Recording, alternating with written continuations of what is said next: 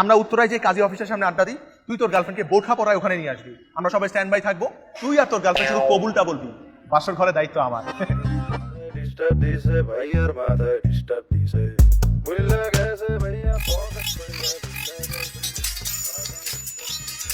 হ্যাঁ রকি বল। কি খবর, ভালো আছো? হ্যালো হ্যাঁ বল, কি হয়েছে? বন্ধু, তোর ভাবির তো বিয়ে হয়ে যাচ্ছে। আমার ভাবি? আমার বাবার আরেকটা ছেলে আছে নাকি? আমি তো জানিই না। আরে বেটা, তোর ভাবি মানে আমার গার্লফ্রেন্ড অন্য ছেলের সাথে বিয়ে হয়ে যাচ্ছে। তুই বন্ধু হয়ে কিছু করবি না? অবশ্যই করব, অবশ্যই করব। আমি একটা আইডিয়া দিই তোকে, শোন। বল। আমরা উত্তরায় যে কাজী অফিসের সামনে আড্ডা দিই, তুই তোর গার্লফ্রেন্ডকে বোরখা পরায় ওখানে নিয়ে আসবি। আমরা সবাই স্ট্যান্ড বাই থাকবো, তুই আর তোর গার্লফ্রেন্ড শুধু কবুলটা বলবি। বাসর ঘরে দায়িত্ব আমার। বেয়াদব ছেলে, আমি তোমার জন্য অপেক্ষা করছি আর তুমি তোমার বন্ধুকে অসৎ উপদেশ দিচ্ছ। হ্যাঁ, এক সেকেন্ড হোল্ড কর। আপনি আমার জন্য অপেক্ষা করছেন? I am doctor M.A. Khan. আসসালামু আলাইকুম sir, nice to meet you. Nice to meet me. You don't know me? তোমার বাবা তোমাকে বলেনি আমার কথা, ডক্টর M.A. খানের কথা? ভুইলা গেছে।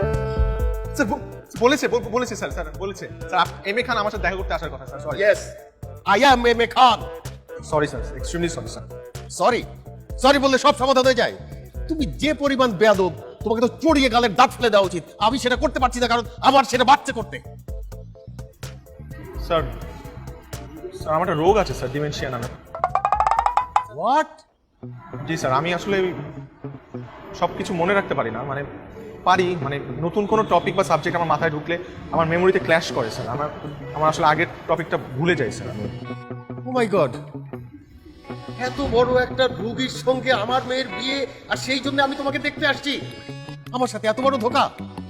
খবরদার, জীবনে কোনোদিন আমার মেয়ের নাম মুখে আনবি না। আর তোর বাবাকে